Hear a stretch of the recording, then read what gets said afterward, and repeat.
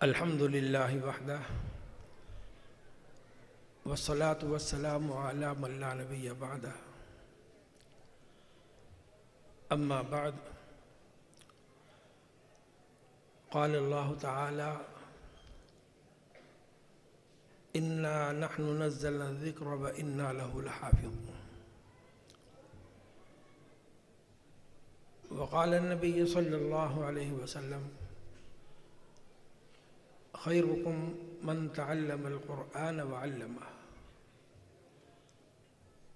وقال النبی صلی اللہ علیہ وسلم اشراف امتی حملۃ القرآن واصحاب اللیل صدق اللہ وصدق رسولہ النبی الکریم۔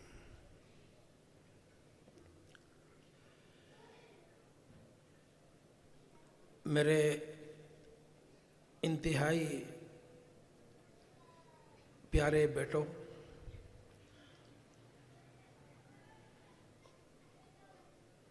اور دل و جان سے بھی بڑھ کر عزیز جامعہ القرآن باغ والی مسجد اس کی شاخوں کے سمیت جتنے بھی یہاں پر موجود ہیں جامعہ کے فرزندوں، السلام علیکم ورحمۃ اللہ وبرکاتہ۔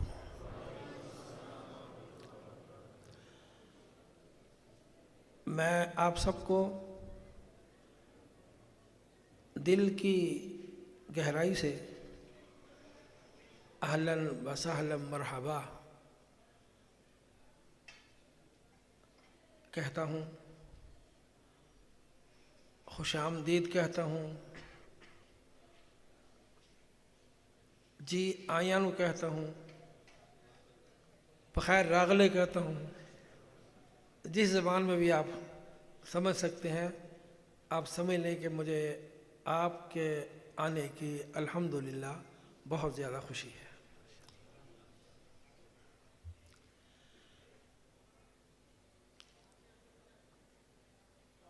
صرف مجھے خوشی نہیں ہے،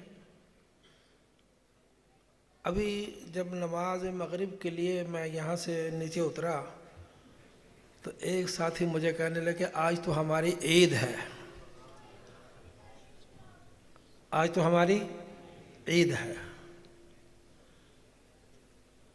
کہتا تو ہماری تو یہی عید ہوتی ہے، یعنی ان کے دل کے یہ جو جذبات ان کی زبان پر آئے، اس سے معلوم ہوتا کہ یہاں آنے میں ان کو کتنی خوشی، کتنی لذت، کتنی لگن اور اپنائیت محسوس ہوئی کہ ان کے دل سے یہ نکلے ہوئے الفاظ ان کے زبان پر آئے۔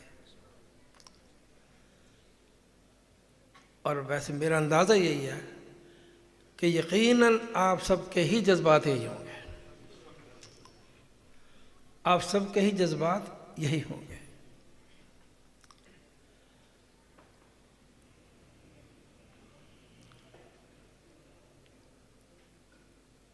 اتنی طویل مجلس ہو چکی ہے اور اتنی عمدہ نوجوانوں کی قیمتی باتیں آپ کے سامنے آ چکی ہیں، اس کے بعد اس مجلس کے حوالے سے ہو سکتا ہے کہ میں آپ کی معلومات میں کچھ مزید اضافہ نہ کر سکوں، لیکن چند ایک باتوں کی طرف میں آپ کی توجہ دلاتا ہوں۔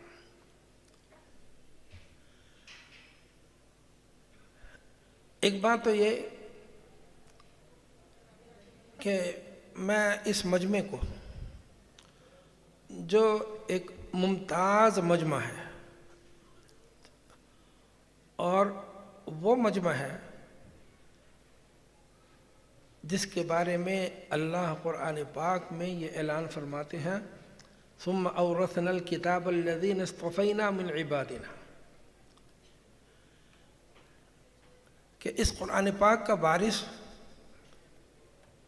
ہم ان کو بناتے ہیں جن کا انتخاب ہم خود کرتے ہیں۔ اللہ یہ فرما رہے ہیں جن کا انتخاب ہم خود کرتے ہیں، یہ قرآن پاک ان کے سینے میں ہم رکھتے ہیں۔ تو یہ ایک واضح دلیل ہے اس چیز کی کہ یہ پورا مجمع اللہ کا انتخاب ہے اور اللہ کا منتخب مجمع ہے۔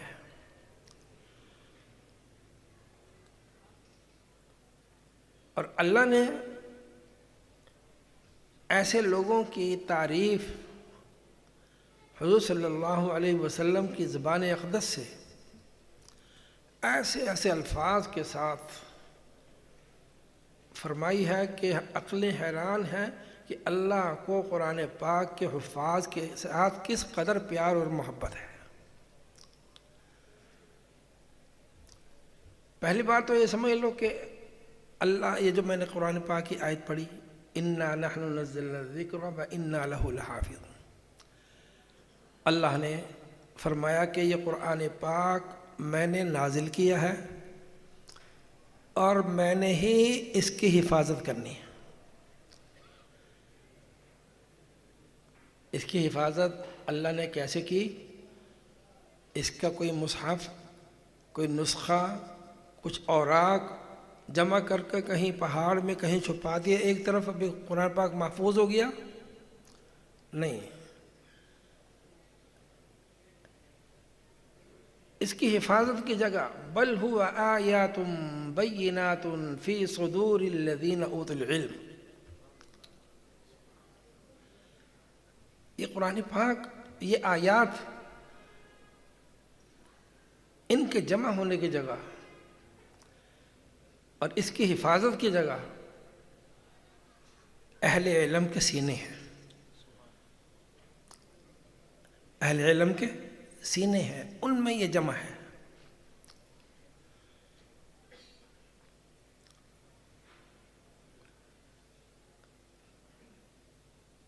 اور اس کا نزول، اس قرآن پاک کا نزول کہاں ہوا؟ کس کے ذریعے ہوا؟ نزل به الروح الامین علی قلبک، اس قرآن پاک کو روح الامین حضرت جبرائیل علیہ السلام لے کر اترے ہیں، کہاں پر؟ علی قلبک، حضور صلی اللہ علیہ وسلم کے قلب مبارک پر۔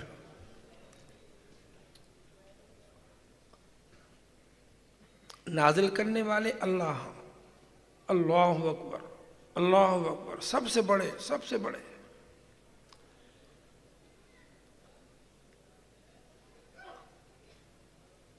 لے کر آنے والے کون؟ فرشتوں میں سب سے بڑے، مطاع ثم امین، قوت والے اور ان کے سردار اور امانت دار، اس صفت والے ہیں۔ اور لے کر کہاں اترے ہیں؟ اس سینے پہ اور اس قلب پر کہ اللہ نے وہ قلب بنانے کے بعد وہ قلم ہی توڑ دیا، وہ صناعی ختم ہو گئی، اس کے بعد ایسا نہ سینہ بنایا نہ ایسا قلب بنایا۔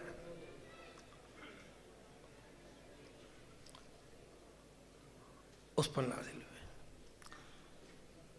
اور نازل کب ہوا؟ انا انزلناہ فی لیلۃ القدر، شب قدر میں۔ رمضان کا مہینہ، مہینوں میں سردار، اور پھر رمضان میں بھی شب قدر، اس شب قدر میں یہ قرآن پاک نازل ہوا۔ سبحان اللہ، کتنی عظمتوں کے ساتھ اس کو لایا جا رہا ہے۔ پھر جس سینے میں اس کو رکھا جا رہا ہے اس کے انتخاب کا اعلان خود اللہ کر رہے ہیں، اورثنا الکتاب الذین اصطفینا من عبادنا۔ حضور صلی اللہ علیہ وسلم کا ارشاد گرامی ہے، میں آپ کو آپ کا مقام یاد دلا رہا ہوں کہ آپ کا مقام ہے کیا اللہ اور رسول کی نظر میں۔ آپ کتنے اونچے لوگ ہیں، میں آپ کو اس طرح متوجہ کر رہا ہوں۔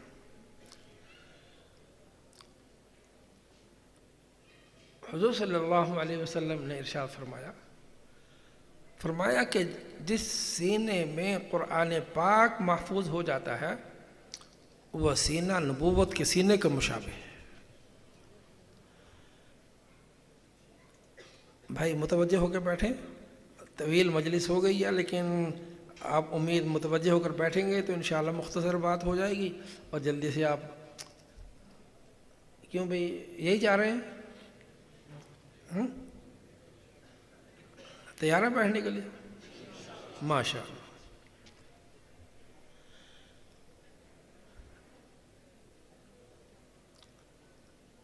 جس کے سینے میں قرآن پاک محفوظ ہے، حضور صلی اللہ علیہ وسلم اس کو یہ خوشخبری سنا رہے ہیں کہ اس کا سینہ نبوت کے سینے کے مشابہ ہے۔ نبی تو نہیں کو بن سکتا، وہی تو نبی پر ہی آئے گی، لیکن قرآن پاک سینے میں محفوظ ہونے کے اعتبار سے ان حفاظ کرام کا سینہ نبوت کے سینے کے مشابہ ہے۔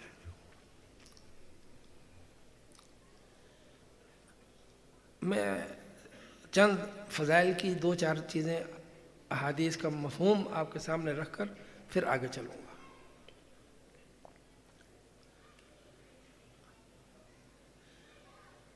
ایک دفعہ حضور صلی اللہ علیہ وسلم مجلس میں تشریف فرما تھے، ٹیک چھوڑ کر سیدھے ہو کر جذبات کے ساتھ ایک بات فرمانے لگے کہ اس روئے زمین پر کچھ بسنے والے کچھ اللہ کے بندے ایسے ہیں جو خاص اللہ کے گھر کے آدمی ہیں، اللہ کے دوست ہیں، اللہ کے گھر کے آدمی ہیں۔ کیوں بھئی ہم میں سے کوئی کسی کو جب کوئی کہا جاتا ہے یہ تو بھئی ہمارا اپنا بندہ اپنے گھر کا آدمی ہے، یہ کس لیے کہا جاتا ہے؟ بڑی محبت کے اظہار کے لیے، تعلق کے اظہار کے لیے۔ تو حضور صلی اللہ علیہ وسلم نے یہ بات فرمائی۔ صحابہ کرام نے عرض کیا کہ یا رسول اللہ، وہ کون خوش قسمت لوگ ہیں جن کو اللہ یہ فرمائے کہ کچھ بندے میرے خاص اپنے گھر کے آدمی ہیں، میرے دوست ہیں۔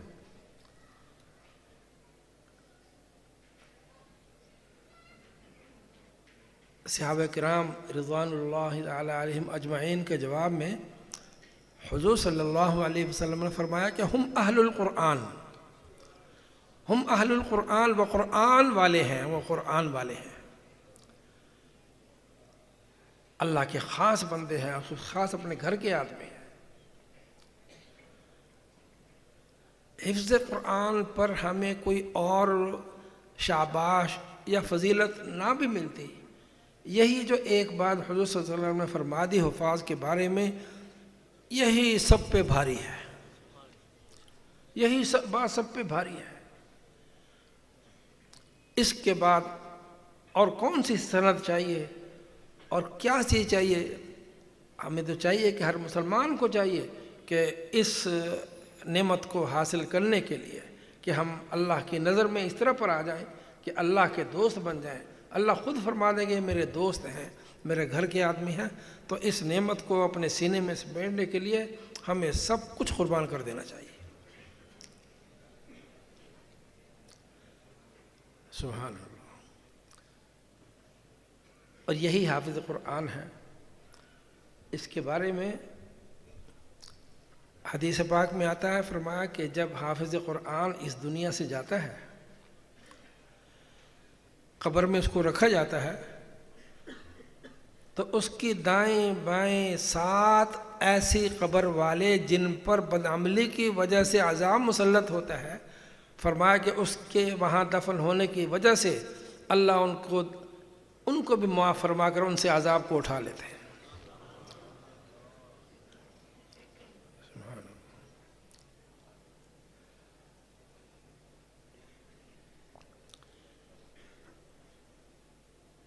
ایک دفعہ حضور صلی اللہ علیہ وسلم نے حضرت علی رضی اللہ تعالیٰ عنہ سے ارشاد فرمایا کہ قرآن پاک کی تلاوت کیا کرو، قرآن پاک کو یاد کرو، حفظ کرو۔ فرمایا کہ جب حافظ قرآن قبر میں جاتا ہے تو اس کی قبر کی زیارت کے لیے آسمان سے فرشتے ایسے نازل ہوں گے جس طرح کے مسلمان بیت اللہ کی زیارت کے لیے جاتے ہیں۔ آپ نے مسلمانوں کے جذبات دیکھے ہیں بیت اللہ کی زیارت جانے کے لیے؟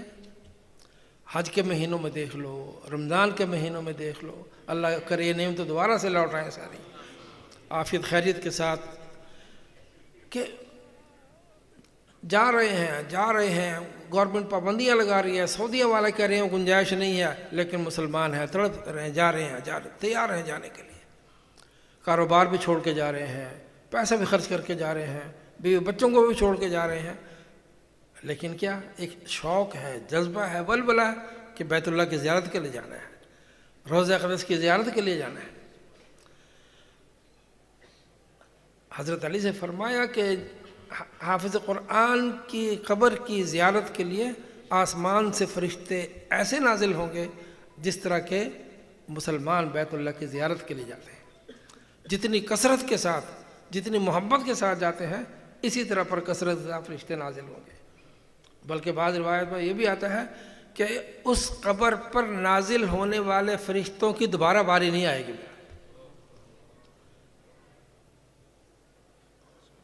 سبحان اللہ۔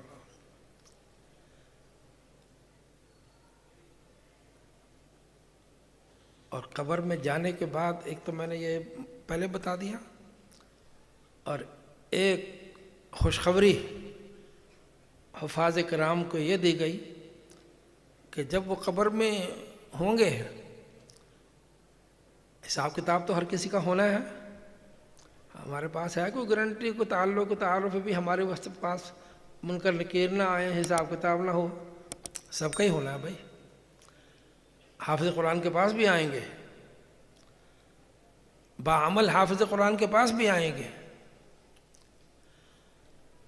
لیکن منکر نکیر اپنے آنے سے پہلے دیکھیں گے کہ وہاں تو ایک بہت خوبصورت نوجوان موجود ہے اس میت کے پاس،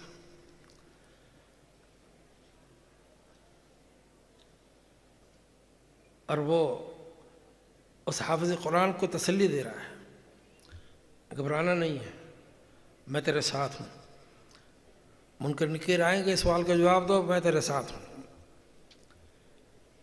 ایسے موقع پہ آدمی شیر ہو جاتا ہے نا۔ پھر ابھی یہاں کوئی تنہائی میں کون پوچھنے والا ہے، کون میرا یہ ساتھی غمخوار آ گیا ہے؟ سبحان اللہ۔ منکر نکیر آئیں گے، پوچھیں گے تم کون ہو بھائی اس کے ساتھ؟ کہے گا تمہارا جو کام ہے وہ کرو، مجھ سے نہ پوچھو۔ میں بات کی تشریح تھوڑی سی کر دیتا ہوں بات کو ذرا سمجھنے کے لیے۔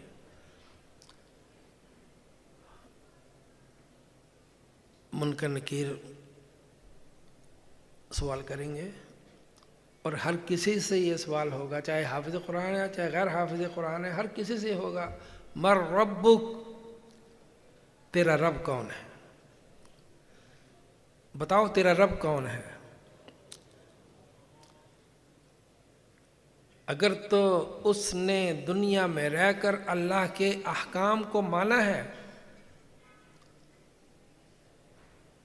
اور اللہ کی رضا کے لیے سارے کام کیے ہیں، اللہ اس کی زبان پہ جاری فرمائیں گے ربی اللہ، میرا رب تو اللہ ہے۔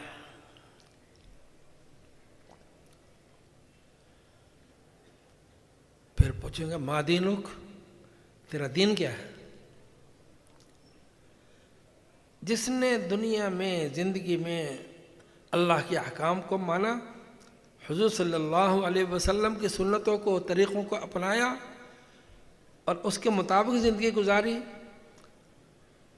اس کی زبان پر جاری ہوگا میرا دین اسلام ہے۔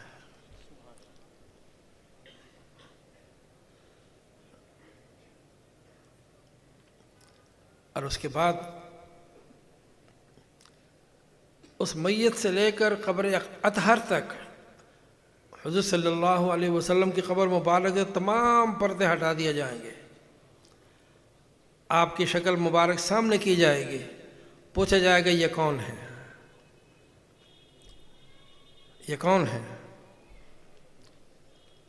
اگر تو حضور صلی اللہ علیہ وسلم کی سچی محبت، عظمت اور آپ کی تعلیمات پر عمل، سنتوں سے محبت اور عمل یہ اس کی زندگی میں ہوگا، وہ تو پیار سے بول اٹھے گا یہ تو میرے نبی ہیں۔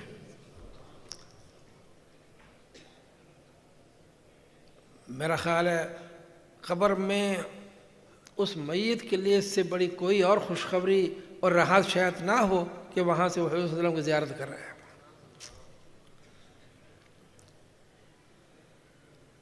وہ اپنے سوال جواب کر کے چلے جائیں گے، اور وہ جو نوجوان تھا وہ پاس کھڑا ہے، وہ سوال جواب کر رہے ہیں، یہ پاس کھڑا ہے۔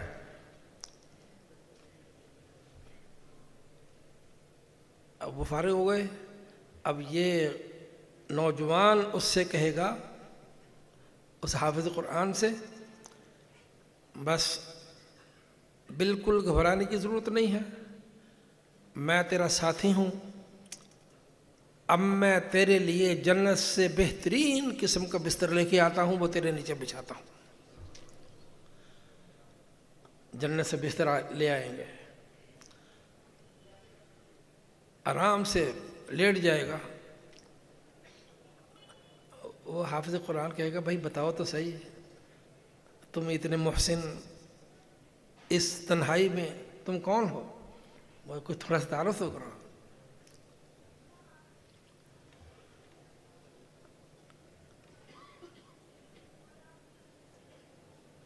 وہ نوجوان جو قرآن پاک ایک نوجوان، خوبصورت نوجوان کی شکل میں وہاں پر موجود ہوگا، وہ کہے گا میں تیرا قرآن پاک وہ قرآن پاک ہوں جس کو حاصل کرنے کے لیے تو نے اتنی مشقتیں برداشت کی تھی۔ تو اپنے وطن کو چھوڑ کر، والدین کو، بھائی بہنوں کو چھوڑ کر، اپنے گھر بار کو چھوڑ کر اس کو حاصل کرنے کے لیے، تو میرے ساتھ تعلق پیدا کرنے کے لیے تو تیار تھا، اور اپنے محلے گلیوں سے اپنے دوستوں کو، بھائی بہنوں کو چھوڑ کر آتا تھا۔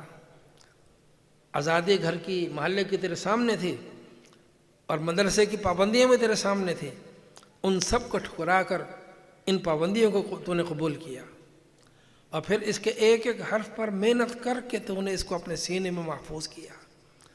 اس کو سینے میں محفوظ کرنے میں تو نے استاد کی ڈانٹ بھی کھائی، کبھی کبھی کچھ لگا بھی ہوگا۔ میں تو کبھی کبھی اکثر کیا، یا اللہ میرے استادوں نے مجھ پر جو شفقتیں فرمائی ہیں، ان کی ایک ایک ڈانٹ، ایک ایک تھپڑ، ایک ایک سوٹی پر ان پر کروڑہا رحمت نازل فرما۔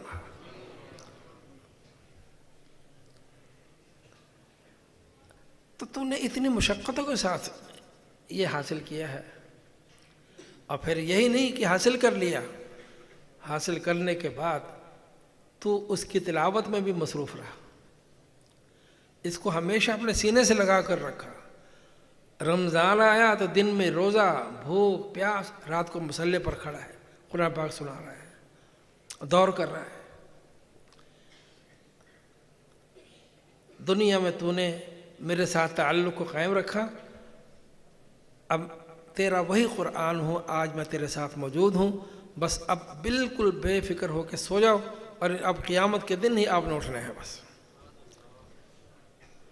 اللہ ہم سب کے ساتھ ایسا قرآن کو ہمارا ساتھی بنا دے۔ وہ جو قرآن پاک کے ختم کے موقع پر ایک دعا آتی ہے نا، اللہم آنس وحشتنا فی قبورنا، اے اللہ اس قرآن پاک کو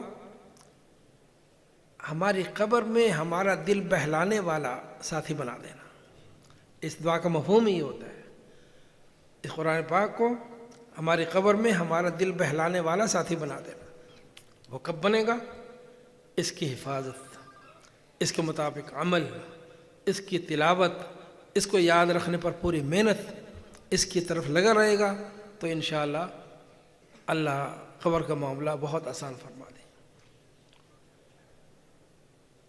قبر کے معاملے کے بعد جب قیامت میں اٹھیں گے، اللہ کی بارگاہ میں حاضری ہوگی.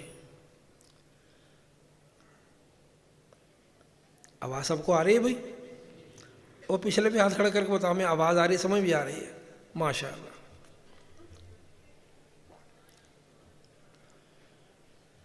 حافظ قرآن حساب کتاب کے لیے حاضر ہوگا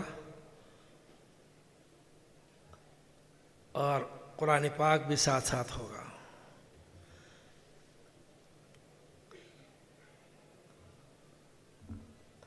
اللہ فرمائیں گے ہاں جی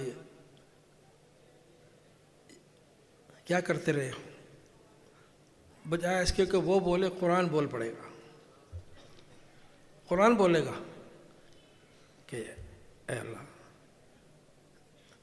اس کو تو چھوڑ دو، اس کو تو معاف کر دو، یہ تو میرا ساتھی ہے، اس نے تو ہر موقع پر مجھے ساتھ رکھا ہے، اپنی خلوت میں، اپنی جلوت میں، نماز میں، غیر نماز میں، چلتے پھرتے اٹھتے بیٹھتے اس کی زبان پر قرآن پاک ہوتا تھا.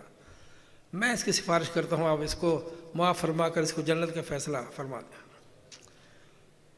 اللہ فرمائیں گے جاؤ معاف. یہ ایسا سفارشی ہے. اور ایک اور قرآن پاک کا حافظ وہاں پر حاضر ہوگا. قرآن پاک بھی نوجوان شکل میں ساتھ ہوگا. ہاں بھائی قرآن پاک کہے گا کہ اے اللہ اس نے ہمیشہ میری بے حرمتی کی، اس نے بڑی بددلی کے ساتھ مجھے یاد کیا اور اس کے بعد مجھے چھوڑ دیا، نہ اس کی تلاوت کی اور نہ اس کے احکام کے مطابق عمل کیا. میں اس کی سفارش تو نہیں کرتا لیکن میں یہ جھگڑا کرتا ہوں، اس سے پوچھو اس نے ایسا کیوں کیا. آگے پھر اللہ کا معاملہ ہے، اللہ اس کو فرمائیں کہ بھائی اس کو گھسیٹ کے ڈال دو جہاں بھی ڈالنا ہے. تو یہ دونوں طرح کا ہمارا سفارشی بھی ہوگا اور ہمارے خلاف بھی گواہ بنے گا وہاں پر. یہ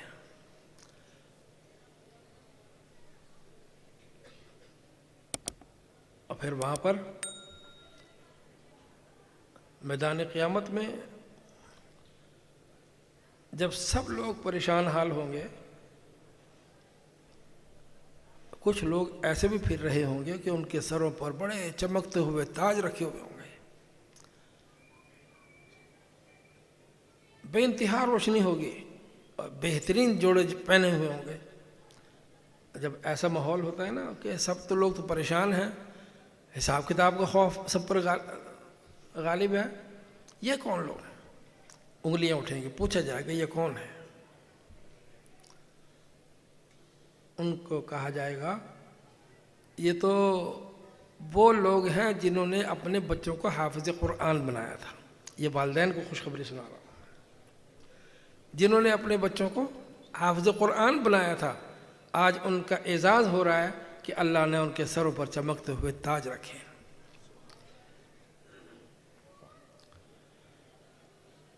میں یہاں پر یہ کہا کرتا ہوں کہ والد کے ساتھ ایک نسبی نسبت ہونے کی وجہ سے والد کا اتنا اکرام ہو رہا ہے، تو جس استاد نے ایک ایک حرف پر محنت کر کے پورے قرآن پاک کو اس کے سینے میں داخل کر دیا ہے، اس کی عظمت کا وہاں پر کیا حال ہوگا، اس کے اکرام کا وہاں پر کیا حال ہوگا.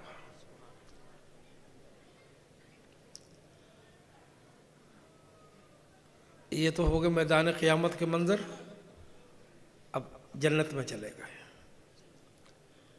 سبحان اللہ. جب جنت میں چلے جائیں گے، جنت والے اب اپنے مقام پر پہنچ گئے، خوش ہو گئے، لیکن حفاظ قرآن کو اللہ نے روکا ہوا ہے. ٹھہرو بھائی ٹھہرو، تمہارا یہ مقام نہیں ہے، تمہارا مقام تو کہیں اور ہے، ذرا تھوڑا صبر کرو.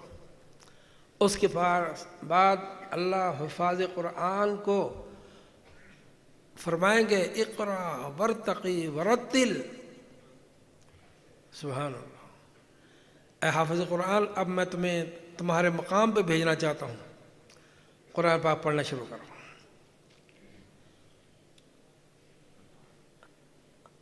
اللہ نے بھی وہاں پر پڑھنے کی شرط رکھی ہے، قرآن پاک پڑھنا شروع کرو. اقرا ورتقی، قرآن پاک پڑھو اور اپنی منزلوں پر چڑھنا شروع کرو، اور پڑھو ذرا ٹھہرا کر، صاف ستھرا کر کے پڑھو. حدیث پاک میں آتا ہے کہ قرآن پاک کی جتنی آیات ہیں جنت کے اتنے ہی درجات ہیں. جو حافظ قرآن پختہ ہوگا، صحیح ہوگا، یہاں پر منزل کا اہتمام کیا ہوگا، عمل پورا کیا ہوگا، فرمایا کہ وہ سب سے اونچے مقام پر ہوگا. انبیاء کا مقام تو خیر اس سے بھی کہیں بہت اونچا، لیکن جنت کے درجات کے اعتبار سے حافظ قرآن سب سے اونچے مقام پر ہوگا. اب وہ سب سے اونچا مقام کہاں آئے گا؟ اس کی تشریح ایک حدیث پاک میں اس طرح آتی ہے کہ جب حافظ قرآن ایک آیت کی تلاوت کرے گا اس کا ایک درجہ بلند ہوگا، اس کا ایک درجہ بلند ہوگا. اس ایک درجے کی مسافت اتنی ہے جتنی زمین سے آسمان کی مسافت ہے.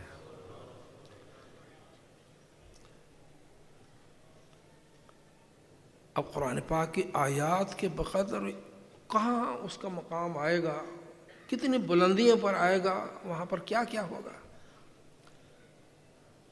بس یہ چند باتیں میں نے اس لیے کی، جیسے کہ میں نے عرض کیا کہ میں آپ کو بتانا چاہتا ہوں کہ اللہ کی نظر میں آپ کا مقام کیا ہے. قبر میں آپ کا اعزاز کیا ہے، میدان محشر میں آپ کا اعزاز کیا ہے، اور جنت میں آپ کا اپنے مقام تک پہنچنے کے لیے آپ کا اعزاز کیا ہے. اللہ ہمیں ان باتوں کا یقین بھی نصیب فرمائے اور اپنی زندگی کو قرآن پاک کے احکام کے مطابق اپنانے کی ہم سب کو توفیق عطا فرمائے.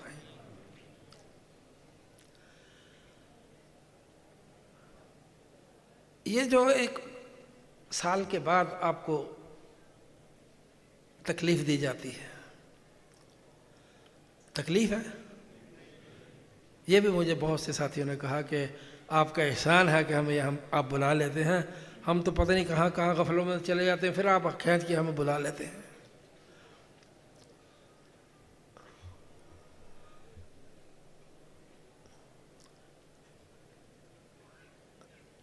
اس کا مقصد یہ ہے کہ آپ کے ذہن میں وہ بات تازہ کر دی جائے،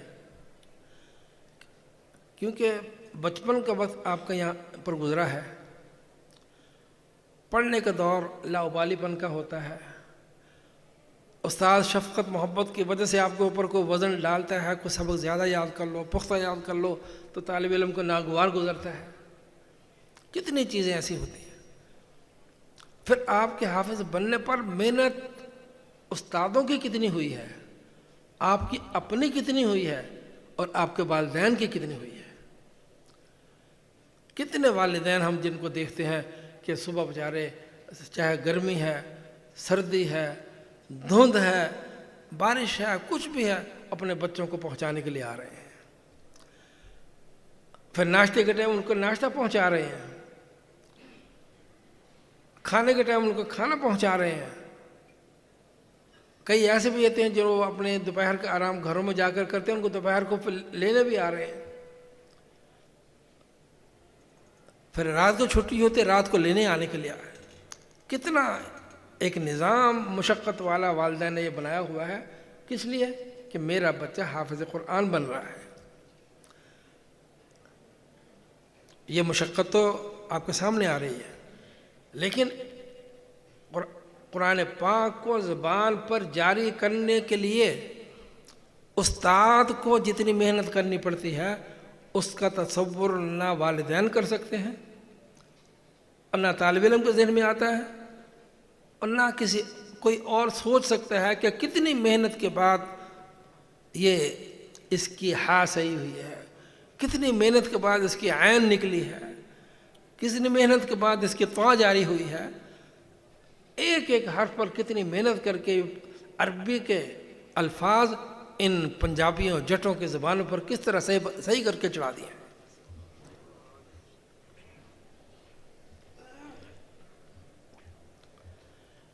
اور پھر ایسی خوبصورت تلاوت کرنے لگتے ہیں کہ عرب بھی آ کر حیران ہوتے ہیں کہ یہ عجمی ہی پڑھ رہا ہے کوئی، عجمی بھی ایسی ہاں نکالتے ہیں، عجمی بھی ایسے عین نکالتے ہیں، عجمی بھی ایسے قوا نکالتے ہیں۔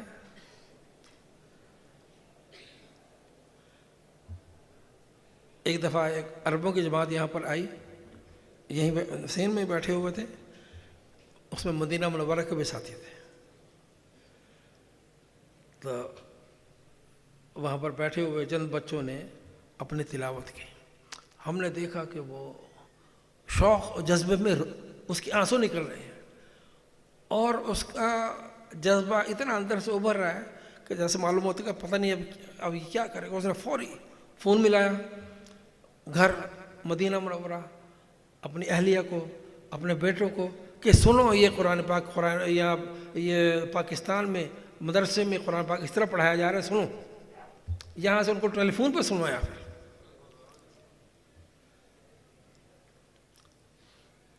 لیکن جب یہاں ہوتے ہیں تو کہتے ہیں بس میری ہاں نہیں نکلی تھی، میری عین نہیں نکلی تھی، استاد نے مجھے ڈانٹ دیا، میری طا نہیں صحیح ہوئی، استاد نے مجھے ڈانٹ دیا۔ یہ وقتی چیزیں ہوتی ہیں، جب اللہ کامیاب فرما دیتے ہیں اور آپ سر حافظ قرآن بن جاتے ہیں، یہ سب چیزیں بھول جاتی ہیں۔ اور انتہائی بدقسمت ہیں وہ لوگ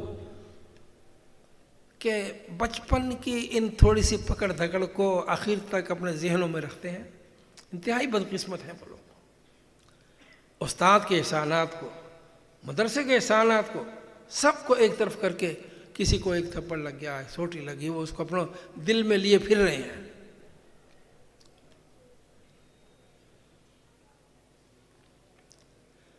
ان احسانات کو ایک طرف رکھو، اس ڈانٹ ڈپٹ کو ایک طرف رکھو، کچھ بھی چیز نہیں۔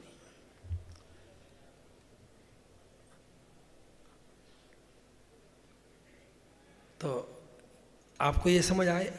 پھر اس کے علاوہ حافظ قرآن، یہ جو محنت کا ایک نقشہ تھوڑا سا ہلکا سا میں نے آپ کے سامنے رکھا، طالب علم کی محنت، استاد کی محنت، والدین کی محنت،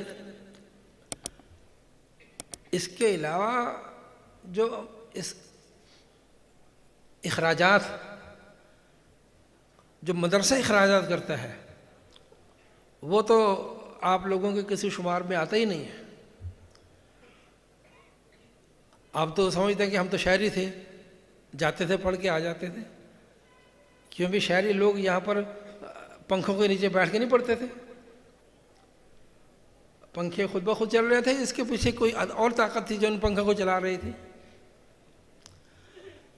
شہری لوگ یہاں پر ٹھنڈا پانی نہیں پیتے تھے، جس کے لیے برفوں کے بلاک اور مشینیں ٹھنڈا کرنے والی وہ ویسے ہی چل رہی تھی سب کچھ۔ اور یہ بجلی کا استعمال،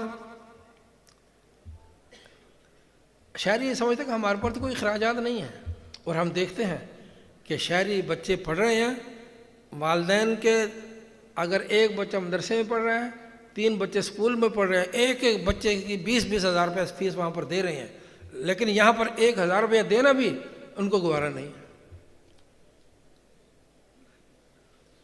لیکن ہم نے اس کے باوجود بھی کبھی کسی سے کوئی گلہ شکوہ، ہم نے تو یہی کہا کہ یہ اپنے بچے کو پڑھنے کے لیے لے آیا تو اللہ اس بچے کو بھی مقدر کرے، ان کے والدین کے مقدر کرے، اور یہ ان کے نصیب میں۔ اور الحمدللہ یہ جو مجمع اس وقت آیا ہے، کبھی ان کے سامنے کوئی یہ بھی بات نہیں رکھی ہاں بھی ہمارے لیے کچھ کرو، یہ اللہ کا کام ہے، اللہ کر رہے ہیں۔ جب مدرسے میں 10 طلباء تھے اللہ کر رہا تھا، جب 1000 ہو گئے اللہ کر رہا تھا، اب اتنے 1000 ہو گئے جب اللہ کر رہا ہے۔ میرے پاس تو کوئی آتا ہے نبی، تنخواہ نہیں ہے، میں نے کہا میں کوئی جیب میں لے کے بیٹھا ہوں۔ صلاۃ الحاجہ پڑھو، اللہ سے مانگو، اللہ کے سامنے رو، اللہ سے، اللہ نے انتظام کرنا ہے، اللہ نے دینا ہے۔ کوئی آ کے کہتا ہے جی آٹا اتنے دنوں کا رہ گیا، گندم ختم ہو رہی ہے، میں نے کہا میں کوئی گندم جیب میں ڈال کے پڑھا ہوں؟ اللہ کے سامنے جاؤ، صلاۃ الحاجہ پڑھو، سورہ یاسین پڑھو، ختم کرو، اللہ کے سامنے جھکو، اللہ پورا کریں گے سب کچھ۔ الحمدللہ یہ پورا ایک نظام ایک توکل پر، اللہ کے بھروسے پر چل رہا ہے، اور اللہ اس کے غیب سے جو بھی صورتیں پیدا فرمائے وہ اللہ نے کرنی ضرور ہوتی ہیں۔ حضرت مفتی اپنا مولانا قاری محمد طیب صاحب رحمۃ اللہ علیہ کا میں ایک بیان پڑھ رہا تھا، وہ اہتمام جب محتمم ہوتا ہے مدرسے کا، اس کے بارے میں وہ کچھ فرما رہے تھے کہ محتمم کو تو لوگ دیکھتے ہیں، ہاں بھی ماشاء اللہ جی محتمم صاحب کی موج ہے جی، ویسے کمرے میں بیٹھے ہیں، کبھی موٹر سائیکل پہ چلے جاتے ہیں، کبھی گاڑی پہ چلے جاتے ہیں، بس آ رہے ہیں یا جا رہے ہیں، بس ٹھیک ہے، بڑی موج ہے۔ لیکن ان دیکھنے والوں کو کیا پتہ ان کا آنا جانا کہاں لگا ہوا ہے، ان کا آنا جانا کہاں لگا ہوا ہے، کس کس کے دروازے پر جا کر یہ مدرسے کے لیے بھیک مانگتے ہیں، کس کس کے دروازے پر جا کر یہ مدرسے کے لیے متوجہ کرتے ہیں، اور کس کس دروازے سے ان کو بعض دفعہ کوئی الٹ پلٹ جواب مل جاتا ہے۔ ایک مدرس اگر مثال کے بعد 200-250 کو عملہ ہے جیسے ہمارے پاس ہے، ان کو تو ایک مہینے کے بعد تنخواہ چاہیے، یہ 25-30 لاکھ روپے کا جتنا بجٹ ہے تنخواہوں کا، ان کو تو یہ تنخواہ مہینے کے بعد چاہیے، محتم صاحب جہاں سے مرضی لے کے آئے۔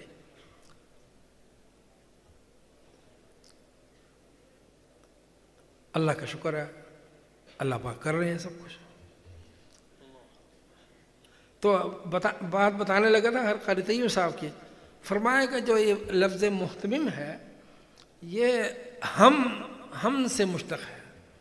یہ جو دعا ہے نا، اللہم انی اعوذ بک من الہم والحزن، اللہم انی اعوذ بک من الہم والحزن، اے اللہ میں غم اور فکر سے تیری پناہ مانگتا ہوں۔ یہ ہم سے مشتق ہے کہ محتمم کے سر پر ہر وقت یہ سوار ہے،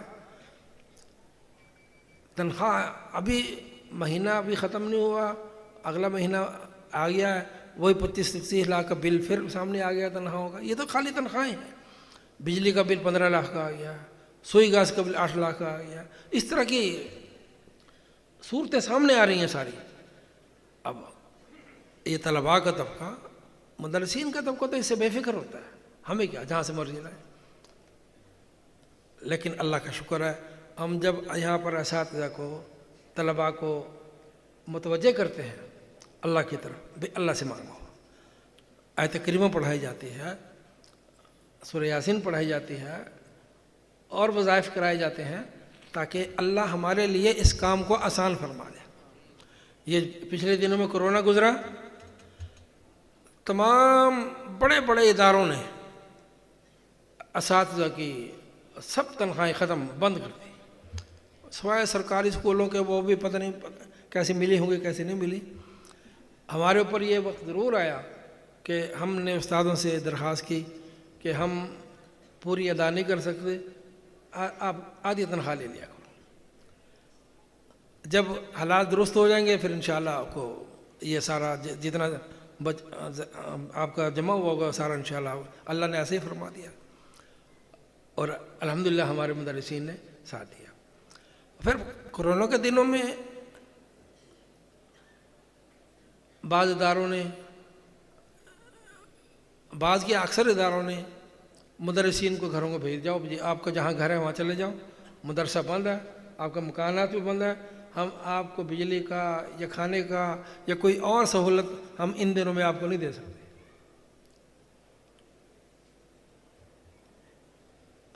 ہم نے کہا کہ ان دنوں میں مدرس کہیں نہیں جائے گا، کیونکہ مدرس کے بننے پر جو 15-20 سال کی محنت ہوئی ہے، یہ مدرس ویسے نہیں بن جاتا ہے، اس کے پیچھے بہت بڑی محنت ہوئی ہے۔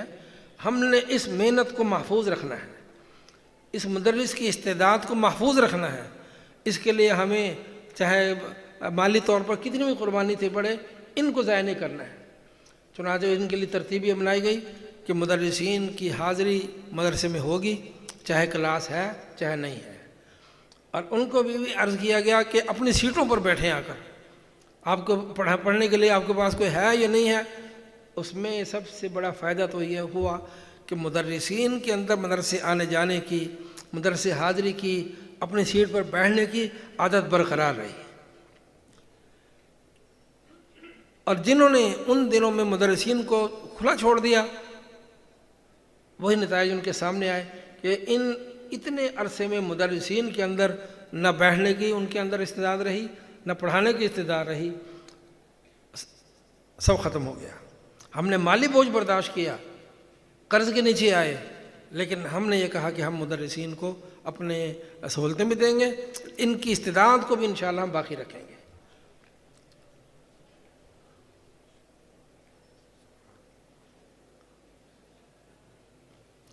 آپ کے ذہن میں آ رہی ہے سارا نقشہ کو تھوڑا سا؟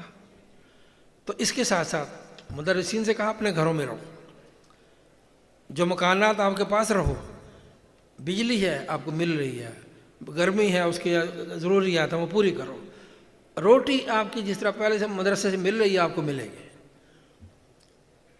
وہ بھی ہم نے جاری رکھے۔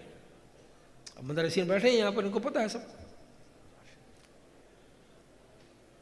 تو آپ سب کے سامنے ایک نقشہ یہ رکھنا ہے کہ حالات جو بھی آئے ہیں،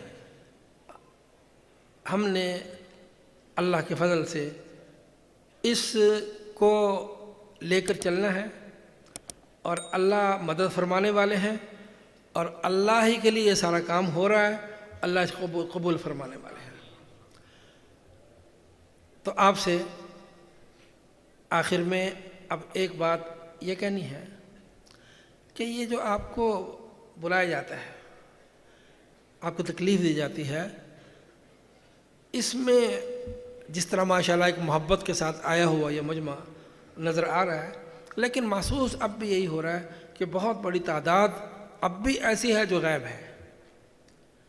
تو اس حاضری کو ہم نے انشاءاللہ 100% تک پہنچانا ہے۔ ہمارے الحمدللہ محبت کرنے والے بچے بیچ میں ایسے بھی ہیں، کئیوں نے آ کے بتایا کہ میرے پچھلی دفعہ بتایا کہ لاہور میں شادی تھی، میں وہاں گیا، قریبی شادی تھی، وہاں گیا، ان کے ہاں شریک ہوا، ان سے تھوڑا معذرت کر کے ذرا ان کے پروگرام سے پہلے ان سے اجازت لے کر آ گیا، تو سیدھا یہاں پر آ رہا ہوں، ابھی یہاں پر کھانے کا ٹائم ہو رہا تھا تو وہ یہاں پر پہنچ گئے، مجھے بہت خوشی ہوئی۔ اسی طرح ہمارے اور ساتھی کئی کہتے جی ہمارے بالکل امتحانات کے دن ہیں، امتحانات کے دن ہیں، امتحان ہو رہے ہیں، اور کل کو ہمارا پرچہ ہے ہفتے کو، تو میں بھی الحمدللہ یہاں پر حاضر ہوا ہوں تاکہ اس کی یہاں پر حاضر کی برکت سے اللہ مجھے کامیابی نصیب فرما دے۔ لیکن آج شیطان تھوڑی تھوڑی باتوں کی وجہ سے نا بھی مجھے یہ ذرا پیش آ گیا تھا، مجھے وہ مجبوری پیش آ گئی تھی، مجھے وہ مجبوری پیش آ گئی تھی، اس کو کوشش کرو جب کہ اپنے ذاتی کام آگے پیچھے کر کے، باقی استثنائی صورتوں ہر جگہ پر ہوتی ہیں، کوئی ایسے غمی کا انتہائی کوئی اور ایسا مسئلہ درپیش ہے تو اس کے لیے تو چلو بھی ٹھیک ہے، لیکن ایسی چھوٹی چھوٹی دل کی باتوں کی وجہ سے حاضری سے محروم رہ جانا، اس کو ترک کرنا چاہیے، مکمل پوری طرح پر حاضری ہونی چاہیے۔ اور اسی طرح پر اتنے مجمع میں جیسے میں نے ابھی کہا نا تھوڑا سا تعارف کر لو، پوچھ لو، یقیناً آپ کے سامنے ہر طرح کے لوگ آئے ہوں گے۔ الحمدللہ اس مجمع میں سن 73 سے لے کر اب تک جتنے بھی فارغ ہونے والے ہیں اللہ کا شکر ہے نظر آ رہے ہیں، موجود ہیں۔ ان میں کتنے ہیں ایسے جو اب کتنا عرصہ بنتا ہے بھیا؟ یہ تقریباً 50 سال کا عرصہ بن جاتا ہے، ہاں جی 50 سال اگر ان کو 45 سال فارغ ہوئے کے ہو گئے، جب وہ پڑھنے لگا ہوگا 10 سال کا ہوگا، پڑھ کے فارغ ہوا تو 15 سال کا ہوگا، تو 60 سال تو یہی ہو جاتے ہیں۔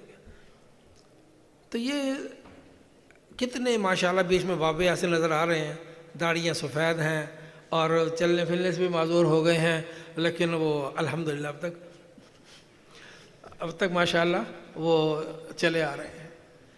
اللہ ان کو ہمت حوصلہ عطا فرمائے رکھے، اور یہ جو آپ کا جوڑ ہے، لگن ہے اساتذہ کے ساتھ، اپنے مادر علمی کے ساتھ، اللہ کرے اس میں اور مزید اضافہ ہو۔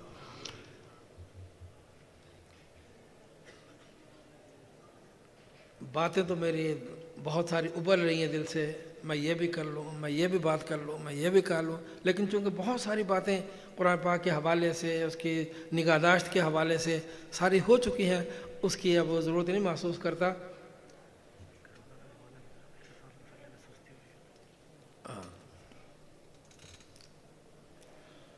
اچھا، کرونے میں ایک عجیب بات اور سامنے آئی۔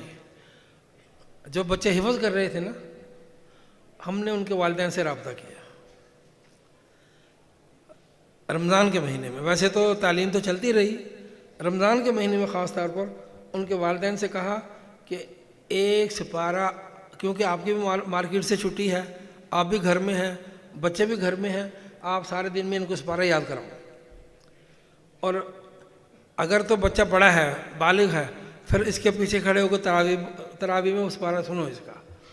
اگر چھوٹا ہے تو پیچھے قرآن پاک لے کر بیٹھو اور یہ بچہ بیٹھ کر سنائے، تراویح مختصر پڑھ لو پہلے وہیں گھر میں ہی، تو بعد میں اس کے سپارہ بیٹھ کر سارے گھر والے سنیں۔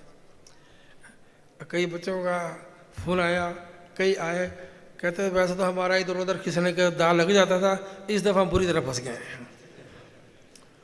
اب پیچھے سارے قرآن کھول کے بیٹھے ہوئے ہیں، والدین بھی قرآن کھول کے بیٹھے ہوئے ہیں، بہنیں بھی قرآن کھول کے بیٹھے ہیں، بھائی بھی قرآن کھول کے بیٹھے ہیں۔ اب ہم اس فکر سے ہم سپارہ سارے دن خوب محنت سے یاد کرتے تھے۔ والدین بھی بتایا کہ ماشاءاللہ یہ سارے دن فکر کے ساتھ کام میں لگا رہا، سپارے سناتا رہا۔ لیکن وہ تو خیر بچے تھے، طالب علم تھی، لیکن میں آپ کی بات کرتا ہوں۔ آپ تو ماشاءاللہ ممتاز ہیں، فارغ شدہ ہیں، آپ کے اوپر تو مسئلے سنانے میں کورونا کا اثر تو نہیں ہوا ہوگا کچھ؟ الحمدللہ ہمارے اوپر تو کوئی نہیں ہوا۔ باغ والی مسجد میں جتنے بھی حفاظ تھے، جتنے بھی وہاں ٹھہرے ہوئے تھے، اساتذہ سے ماشاءاللہ سب نے قرآن پاک سنایا ہے۔ باقیوں کو کورونا کوئی ہو گیا ہو تو پتہ نہیں، لیکن بھئی حافظ قرآن کے راستے میں یہ رکاوٹ نہیں آنی چاہیے۔ سبحان اللہ۔ میں اپنے بڑوں کی بات آپ کو سناؤں۔ ہمارے حضرت شیخ الہند رحمۃ اللہ علیہ، مولانا محمد الحسن شیخ الہند رحمۃ اللہ علیہ، جب یہ انگریز کے دور میں گرفتار ہو کے مالٹا جیل میں پہنچے، سرد علاقہ، مالٹا جیل میں پہنچے، اس دوران میں رمضان قریب تھا، آ رہا تھا رمضان۔ ساتھیوں نے دیکھا کہ حضرت شیخ الہند کے دن بیٹھے ہوئے رو رہے ہیں، بیٹھے ہوئے رو رہے ہیں۔ ساتھیوں نے پوچھا حضرت کیا ہوا؟ جیل سے گھبرا گئے ہو؟ کوئی پریشانی ہے؟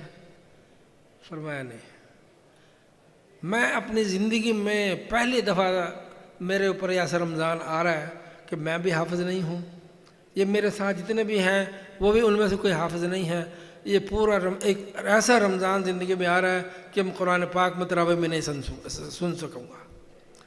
ان کو اس بات کا غم ہے کہ قرآن پاک سننے سے محروم ہو جاؤں گا۔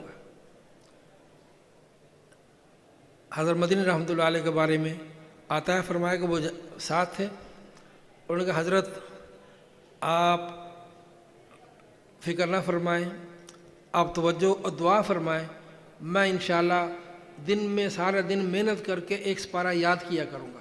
حافظ نہیں تھے، یعنی پہلی دفعہ سبقاً یاد کروں گا اور پھر میں رات کو آپ کو سنایا کروں گا۔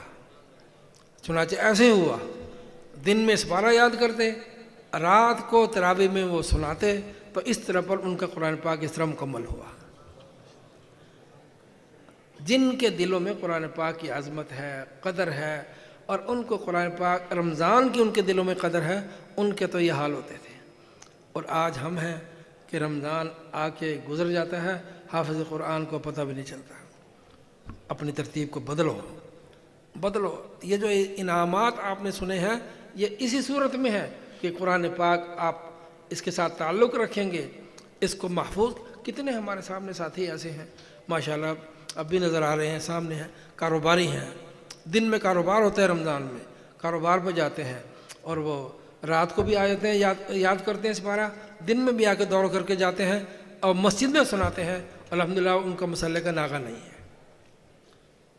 اللہ کے بندو ذرا ہمت فکر کرو اس چیز کا، جو پیچھے ہٹ گئے ہیں ذرا تھوڑا سا وہ اگر اس طرف آ جائیں، جیسے میں نے پہلے بھی آپ کو پچھلے مجلس میں ترتیب بتائی تھی، تھوڑا تھوڑا شروع کر لیں، اب اسے شروع کر لیں۔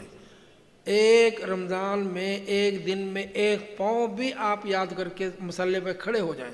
ایک تو ہے نا، ہاں جی یاد ہو گیا میرا پاؤں، بیٹھ کے سن لو، یہ نہیں، اس پاؤں کو 20 تراویح میں کھڑے ہو کر سنائیں، اس کے اپنے اثرات ہیں۔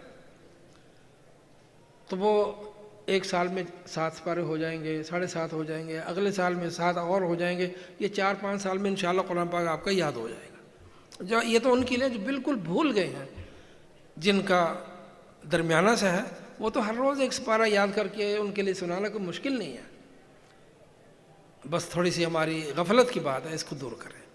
اور بھائی آپ کی مبارک جماعت ہے حفاظ کرام کی، کچھ تسبیحات کا معمول بھی رکھا کریں، تسبیحات کا معمول رکھا کریں۔ تسبیحات سے پہلے تو نماز با جماعت کا اہتمام ہے، سب سے اہم چیز یہ ہے کہ اپنی نماز با جماعت کا پورا اہتمام کریں۔ مسجد میں جا کر نماز با جماعت اس کا پورا اہتمام کریں، اور سنت و نفلوں کا اہتمام کریں، سب سے پہلی بات تو یہ۔ اور کوشش یہ کریں کہ ایک سپارہ، اگر ماشاءاللہ بہت سارے حفاظ ہمارے ایسے ہیں جن کی اب بھی ترتیب یہ ہے کہ ایک سپارہ، سوا سپارہ ہر روز وہ سناتے ہیں، پڑھتے نہیں سناتے ہیں۔ اگر حافظ قرآن یہ ترتیب بنا لے کہ میں ہر روز ایک سپارہ میں سنایا کروں گا، کاروباری ہیں وہ بھی نبھا سکتے ہیں، عام آدمی ہیں وہ بھی نبھا سکتے ہیں، خیر جو استاد ہیں ان کو تو ویسے ہی اللہ کی طرف سے چھٹی ہے، ان کو تو پڑھنا ان کے لیے ویسے معاف ہو گیا، اللہ ان سب کو توفیق عطا فرما دے۔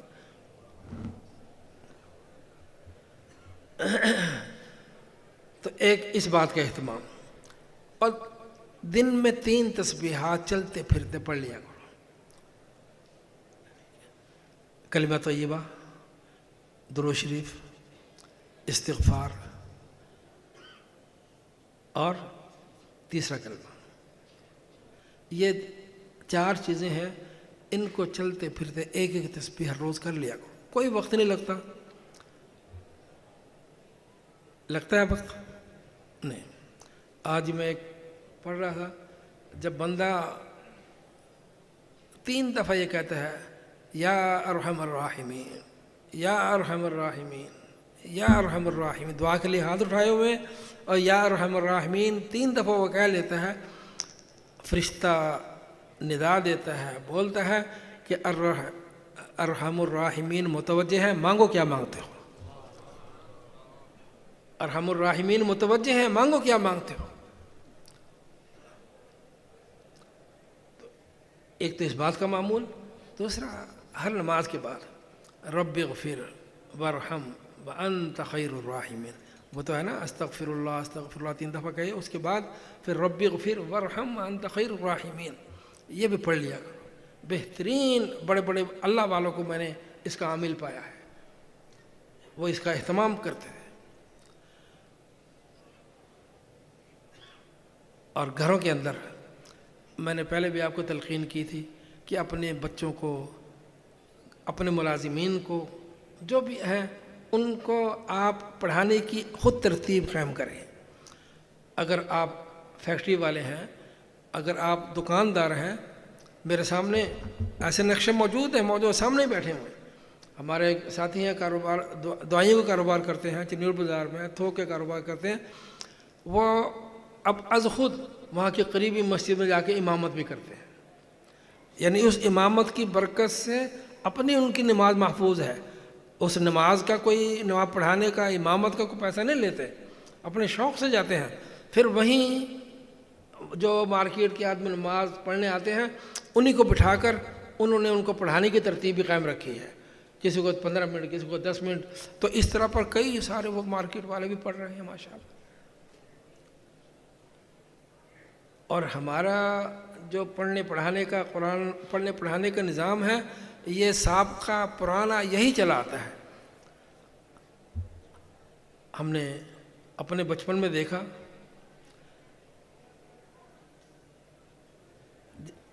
وہ ایک نائی جس سے میں حجامت بنوایا کرتا تھا، میں نے اس کو دیکھا کہ اس نے وہ باقاعدہ دکان نہیں تھی، ایک کھوکھا باہر لگا ہوتا تھا، کھوکھے پہ بیٹھا ہے حجامت بنا رہا ہے، اور ایک بینچ ادھر رکھا ہوا ہے، ایک بینچ ادھر رکھا ہوا ہے، ایک ادھر رکھا ہوا ہے، 10-12 بچے ہیں اور وہ حفظ کر رہے ہیں، اور نائی خود بھی حافظ ہے، حجامت بھی کر رہا ہے، بتا بھی رہا ہے، غلطی بھی بتا رہا ہے اور وہ سن بھی رہا ہے. یہ چشمدید واقعات ہیں. یہ جو ملتان کا حافظ سون حلوہ مشہور ہے، ملتانی سون حلوہ، حافظ کا ملتانی سون حلوہ، اس حافظ کو، حافظ حبیب الرحمان ان کا نام تھا، میں نے خود دیکھا، اپنی آنکھوں سے دیکھا، وہیں قریب ہی اس دکان تھی. اب تو خیر کام ان کا بہت وسیع ہو گیا، فیکٹری بن گئی، اس وقت وہ کڑاہی میں خود بنایا کرتا تھا اور حلوہ بنا رہا ہے، اور 20-25 طالب علم وہیں علاقے کے اس کے پاس بیٹھ کے حفظ کر رہے ہوتے تھے. ان کا سن بھی رہا ہے، ان کو بتا بھی رہا ہے، ان کو کہلوا بھی رہا ہے. تو کتنے بچے ان کے پاس اس طرح حافظ بن گئے. ہمارے اندر یہ جذبہ ہونا چاہیے، ہم اپنے بچوں کو گھر میں خود پڑھائیں. اللہ نے آپ کو اولادیں عطا فرمائی ہیں، ان بچوں کو خود لے کر بیٹھیں، اس کے انشاءاللہ اثرات ہوں گے. ہمارے گھر والے الحمدللہ، میں دیکھ رہا تھا وہ جو ہمارے عثمان غنی رحمۃ اللہ علیہ کے چھوٹے بچے ہیں، ان کی کلاس پہلے وہ شرارتیں کرتے رہتے ہیں، اور ان کی کلاس رات کو 12:30 بجے کے بعد لگتی ہے. ان کو بچوں کو لے کر پھر ہمارے گھر والے ان کو بیٹھتے ہیں، پھر وہ ان کو الف با تا سا اور یہ ساری چیزیں ان کو صحیح کرا رہے ہوتے ہیں وہ اس وقت میں. اس کے بعد 1 گھنٹہ آدھا گھنٹہ ان کے ساتھ لگا کے پھر ان کو سلا سلو کے خود تہجد پڑھ کے پھر وہ آرام کرتے ہیں. تو یہ ایک گھروں کے اندر ایک ماحول پیدا کرو. آپ کی دکان کے اندر ماحول پیدا کرو. آپ کی فیکٹری ہے، فیکٹری کے اندر ماحول پیدا کرو. اگر آپ کی فیکٹری ہے، آپ وہاں یقیناً آپ فکر اس بات طرف ہوگا، وہاں جماعت ہوتی ہوگی، آپ نماز خود پڑھائیں. آپ نماز خود پڑھائیں وہاں پر، آپ کے ملازمین آپ کے پیچھے پڑھیں. انشاءاللہ وہ آپ کے ملازمین کے دلوں میں، جہاں آپ کے والد ہونے، اس کی مالک ہونے کی حیثیت سے ان کے دلوں میں قدر و منزلت ہوگی، اس لحاظ سے بھی ان کے سامنے قدر و منزلت ہوگی کہ ہمارے امام صاحب بھی ہیں. اللہ ان باتوں پر ہم سب کو عمل کی توفیق عطا فرمائے. اور اس مادر علمی کے ساتھ اپنے ہاں میں بتانے یہ لگا تھا کہ مجمع زیادہ ہو جانے کی وجہ سے اب ایک ترتیب ذہن میں یہ آ رہی ہے کہ یہ تو جو سال کے بعد یہ بڑا اجتماع تو انشاءاللہ یہ تو ہوا ہی کرے گا. ایسے ہی ہم جزوی طور پر ہر مہینے ایک چھوٹا اجتماع باغ والی مسجد میں یا یہاں پر وہ رکھنا چاہ رہے ہیں. اس میں ہم یہ کریں گے کہ مثال کے طور پر سن 73 سے لے کر 90 تک کے جتنے بھی فارغ شدہ ہیں ان کی ایک فہرست علیحدہ بن جائے گی. 90 سے 95 تک کی ایک فہرست علیحدہ بن جائے گی. 95 سے آگے 2000 تک کی ایک فہرست علیحدہ بن جائے گی. وہ تعداد تھوڑی ہوگی، جتنی بھی 200 300 400 جتنے بھی ہو، اس میں صرف وہی آئیں گے جن کو دعوت دی جائے گی، باقی نہیں آئیں گے، تاکہ ان کے ساتھ قریب سے ملاقات ہو سکے، مذاکرہ ہو سکے، پتہ بھی ہو کون آیا کون نہیں آیا.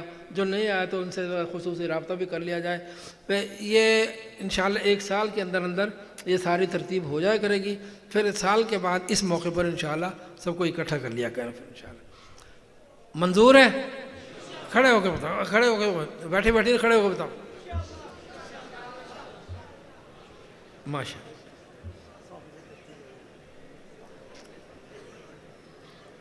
شاباش، بیٹھ جاؤ. ماشاء اللہ.